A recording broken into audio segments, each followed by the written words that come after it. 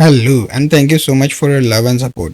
And today is another session on the namespace. We are moving slowly and slowly, but we are trying to cover basic things so that you won't confuse. So we have discussed about the namespace. So we can get namespace. So we'll have this output and get ns, then also we get this output. So what are these namespaces?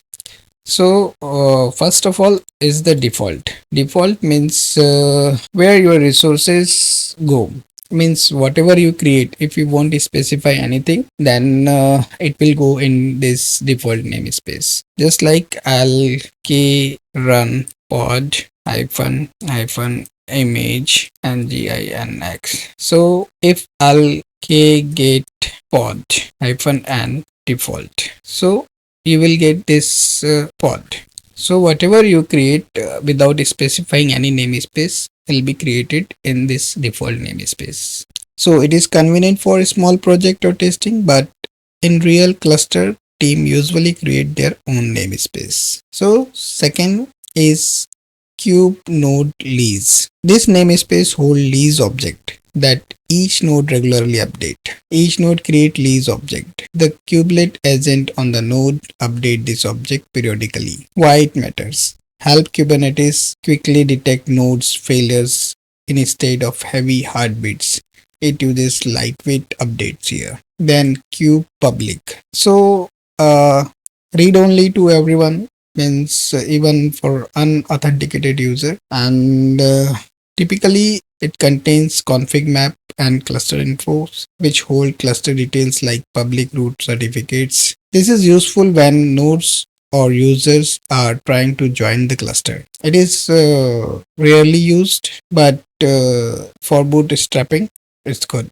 Then kube system, this is the important one, and it is a special namespace reserved for the kube system component. It contains kube API server, kube scheduler, kube controller, code ENS, kube proxy, and other important things. Why it matters? This is where the brain and backbone of your cluster run. You should not delete by mistake this or modify this. Local path storage. This is the specific to the cluster created by K3s or Rancher local path provisioner. Its namespace where the default storage class is alive, called the local path. We'll see this in when we create the storage class. And when we create a persistent volume claim without specifying a storage class, it uses this one. It provisions volume on the node local file system under /opt local path provisioner. So if we summarize then this is a user workload. If you don't specify namespace, that kube system is a brain, kube public, it's like a notice board, and node heartbeats you will find in the node lease and either local disk storage provisioner for PBC. So you have a question, what lies in this namespace? How do we check? So a simple thing is just control L and kgate namespace, and then kgate and hyphen n and then default, whatever the namespace name. Sorry, I forgot to write.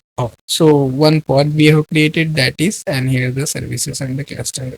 So I'll press Control L, kgate ns, and then kgate all. And here I will just do node list just to show you what lies in it. So no resources here. Now kube public, kube system. So we will find the many things, and what we left local path. So these things are there. So I press Control L. So you can delete.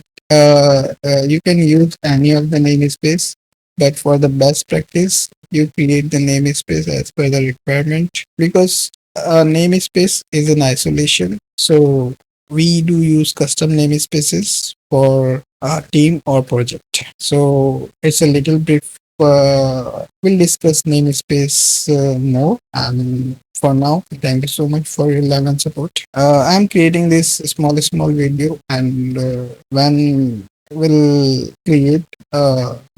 merge all videos and we'll create definitely 1 hour sessions. Thank you so much for your love and support.